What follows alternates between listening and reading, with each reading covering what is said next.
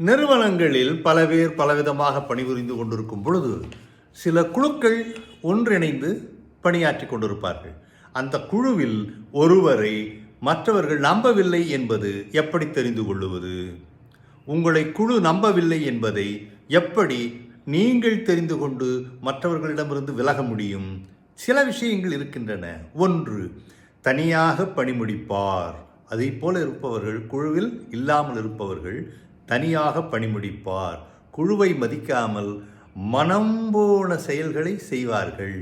அடிக்கடி காணாமல் போய்விடுவார்கள். அல்லது விடுப்பு எடுப்பதில் ஒரு சரித்திரமே படைத்து விடுவார்கள். அதை போன்ற ஒரு எண்ணிக்கையில் விடுப்பு எடுப்பார்கள். அமைதியாக தனியாக இருப்பார்கள். அடுத்தவர் தொடர்பிலும் குழு கூட்டங்களிலும் காணாமல் போய்விடுவார்கள்.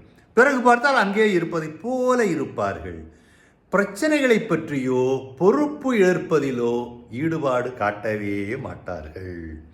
நேருக்கு நேர் கண்களை பார்த்து பேசுவதை தவிர்த்து நடுக்கத்திலேயே இருப்பார்கள். ஐயோ இப்படி ஆகிவிட்டது, ஐயோ இப்படி ஆகிவிடுமோ என்ற ஒரு பயம்.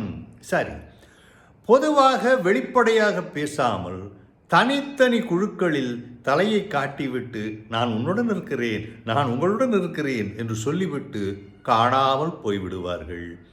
தகவல்களை தரவே மாட்டார்கள். ஆனால் ஏதேனும் இருந்தால் மறைத்து விடுவார்கள். இதை எதற்காக காட்ட வேண்டும் என்று ஏதோ ஒரு உணர்வில் செய்வார்கள். இவையெல்லாம் ஒரு அச்சம் காரணமாக அவர்களிடம் ஏற்படுகிறது.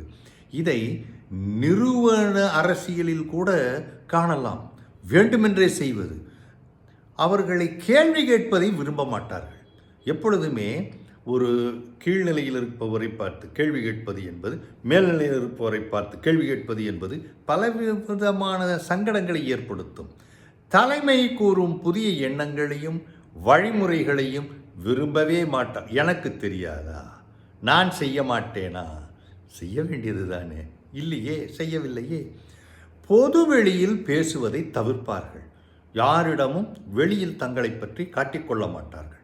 அதே நேரத்தில் தெளிவற்ற பதில்களால் கூச்சமே இல்லாமல் நீங்கள் எங்கு, அதெல்லாம் எனக்கு தெரியாது, கூச்சமே இல்லாமல் பதில் கூறுவார்கள்.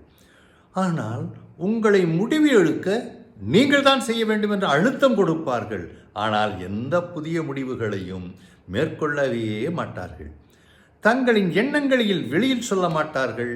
ஆனால் பேசுவதற்கு பயந்ததை போல ஒரு படம் காட்டுவார்கள். இப்படி இவ்வளவு குணாதிசயங்கள் இருப்பவர்கள் நிறுவன அரசியலில் தலை சிறந்தவராக